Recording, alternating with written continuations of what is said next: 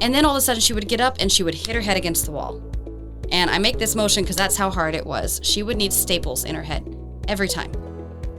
And they told me she'd been doing this for years. Nobody knew why. They said it's just what she does. And I wasn't going to accept that. So I asked if I could kind of look into her history because I was now fascinated by what is going on with this woman. Why is she doing this? And I looked into her medical history and found out that when she was a child, she had encephalitis, which causes brain swelling.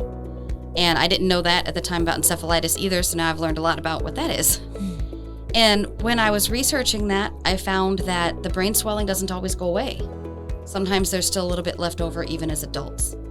So I asked them, the people who had been working with her, like the doctors and my supervisor, I said, well, what if she's having headaches? And they said, of course she's having headaches, Sarah. She's hitting her head against the wall. And I said, no, what if she's having headaches before? And they said that didn't make any sense. And I said, I know it doesn't sound like it makes sense, but hear me out. I said, she hits her head against the wall. We take her to the hospital where she gets staples in her head and she gets lots of really strong medication that I guarantee you makes the head stop hurting. And she can't tell us if her head hurts. And they still thought I was crazy, but they were willing to try anything. So they started giving her something for headaches on a regular basis, and she stopped hitting her head against the wall. And that hooked me into the whole behaviorism in general, because that was fascinating and that was exciting that we made that progress with her.